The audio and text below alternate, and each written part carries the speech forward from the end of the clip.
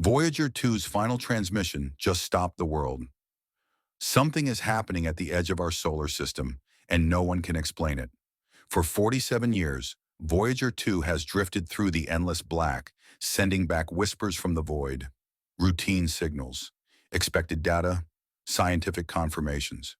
But what arrived at the Deep Space Network 72 hours ago was none of those things. This transmission carried something buried inside its carrier wave. Something structured, something deliberate. Something that made veteran engineers step back from their monitors and refuse to speak on record. The signal traveled 12.4 billion miles through absolute darkness to reach us. It took over 18 hours just to arrive. And when it finally did, it didn't contain the typical plasma readings or magnetic field measurements.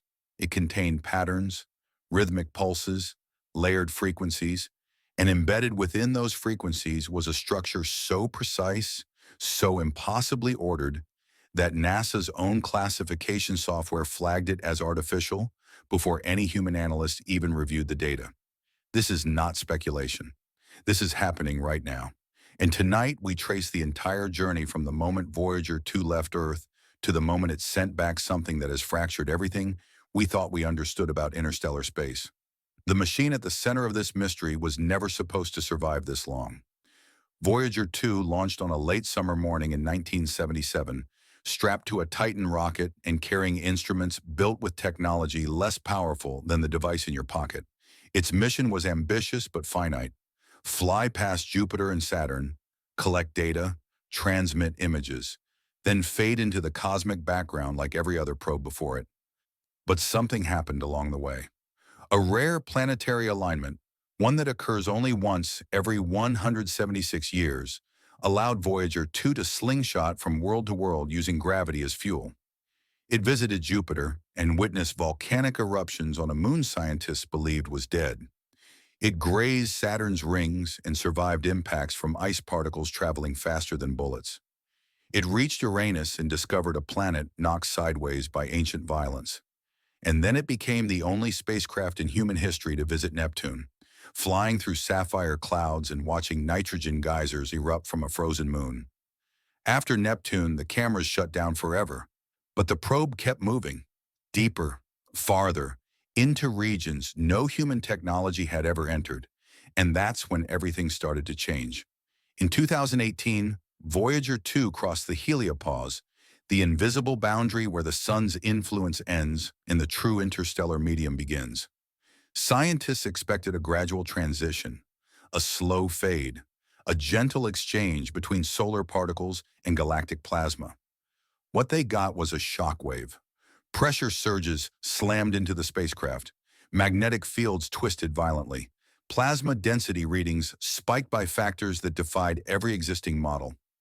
The boundary wasn't soft. It was sharp, almost violent, and it behaved differently than when Voyager 1 crossed years earlier, as if something had shifted, moved, or disturbed the region in between.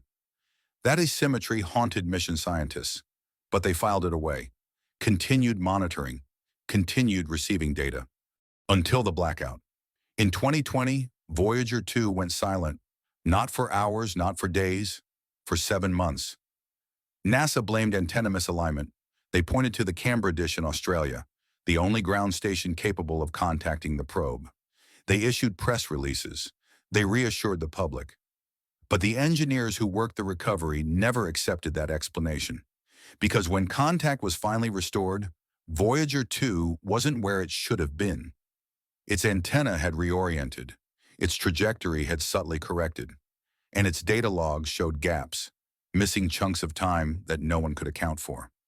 The systems responsible for autonomous correction had been degrading for decades. Yet somehow, during those silent months, the spacecraft stabilized itself, aimed back at Earth, and resumed transmission with almost perfect precision. Something happened during those 7 months, something NASA has never fully disclosed.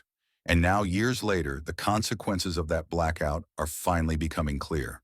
The interstellar medium was supposed to be empty, cold, silent, a cosmic desert stretching between stars with nothing but scattered hydrogen atoms and the faint echoes of ancient supernovae.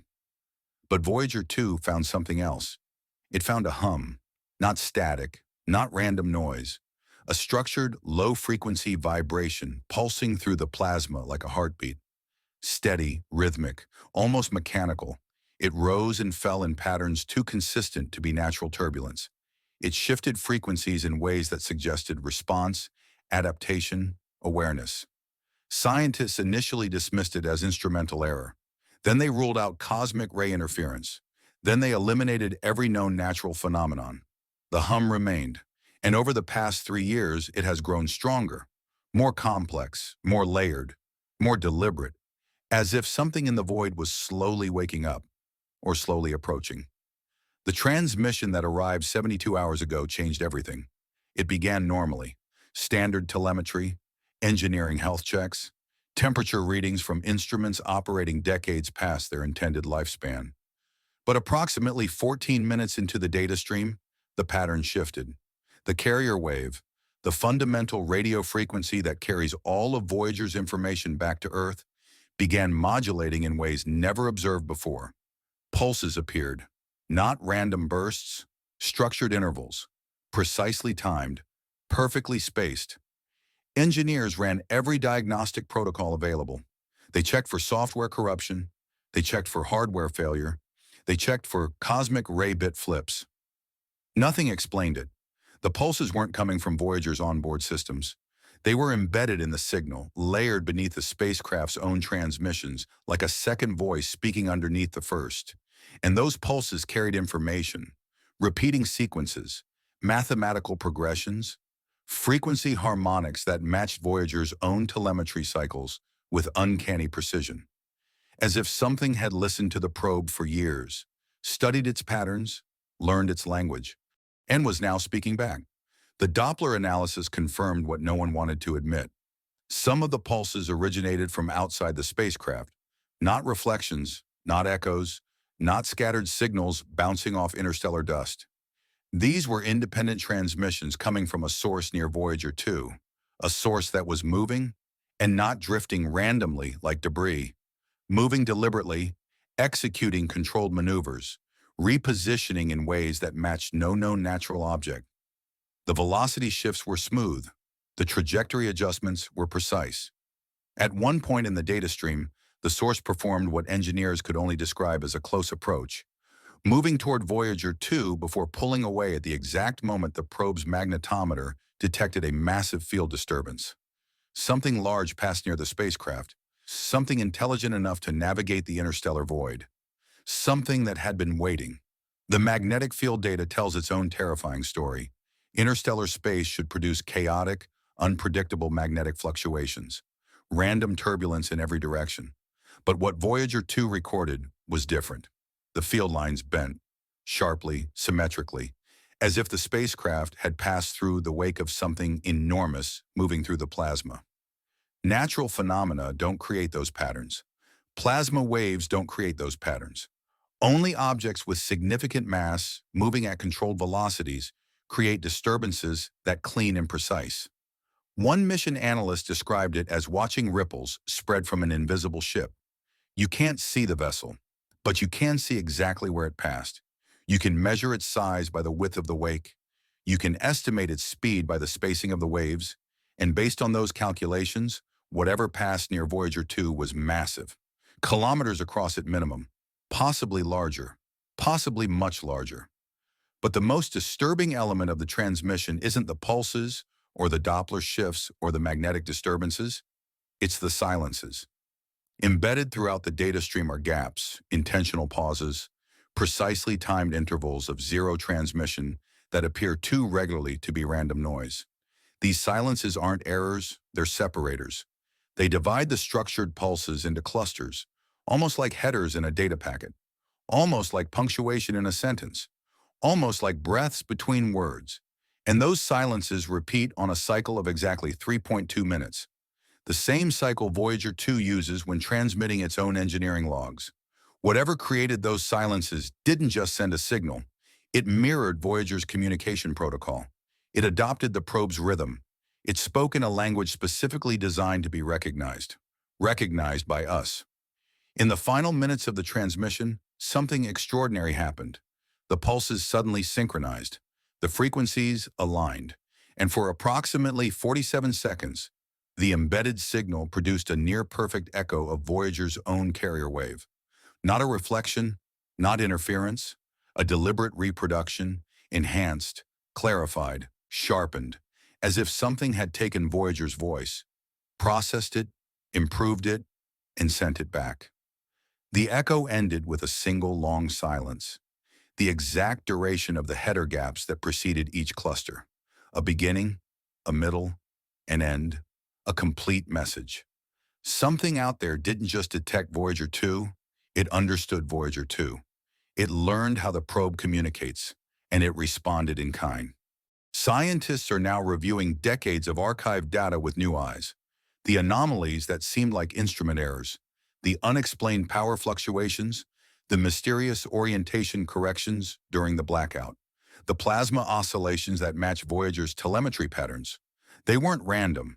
They were precursors, building slowly, escalating gradually, culminating in the transmission that arrived 72 hours ago.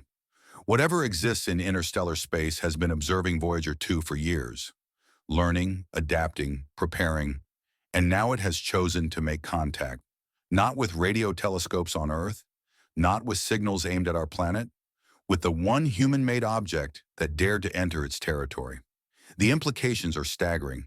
For 47 years, we assumed Voyager 2 was alone out there, a lonely messenger drifting through infinite emptiness, a bottle thrown into a cosmic ocean with no hope of response.